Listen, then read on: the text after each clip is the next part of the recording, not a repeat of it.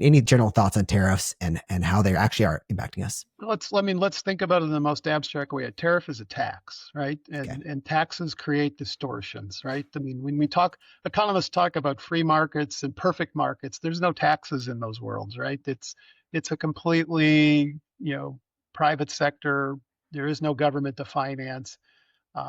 We like to start in that world because we know that you can come to a first best efficient outcome if you allow for people to freely trade and there aren't other market distortions. So it's a little bit of a magical universe that we live in, but it's nice because we know what the first best outcome is. The minute you start adding imperfections into the market, and taxes are one of the most common imperfections we face, it distorts things. And so, a tariff is going to raise the price of a product to the consumer unless the producer decides to charge less.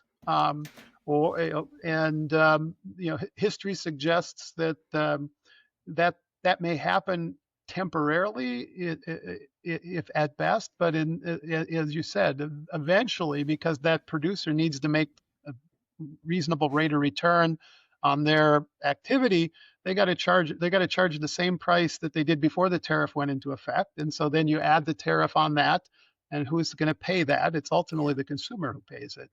So, for some reason, there's this weird perception among top people in the administration that somehow, we're charging these companies, foreign countries, tariffs. They're going to be paying us money. And they're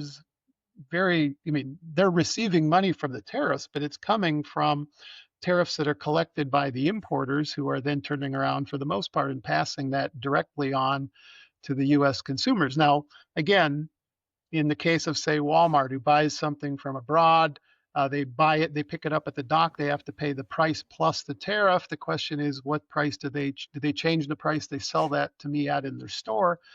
I think early on there was a lot of companies saying, well, we don't know if this tariff thing is real. They keep coming on, and then there's delayed, and so we don't want to irritate our customers by adding anything where we currently are facing on. We'll absorb as much of it as we can, but doing that just makes their level of profitability lower. So if that was really what was going on, that Walmart was absorbing all these tariffs, Walmart's stock price would have to be taking a pretty substantial hit. And you just don't see that. The stock market in general right now is at an all-time high. So it seems hard to believe that you see the U.S. Importing companies absorbing it, because then it's the shareholders who are essentially bearing most of the tariff.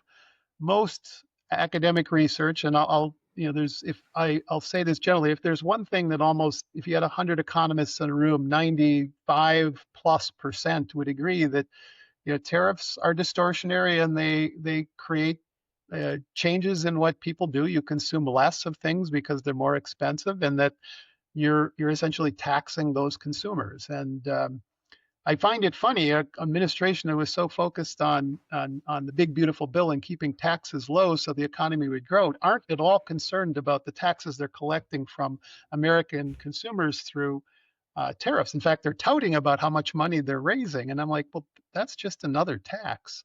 And sure, it helps you reduce the deficit or something else. It's a form of revenue. So if you needed to raise government revenue, a tariff does it.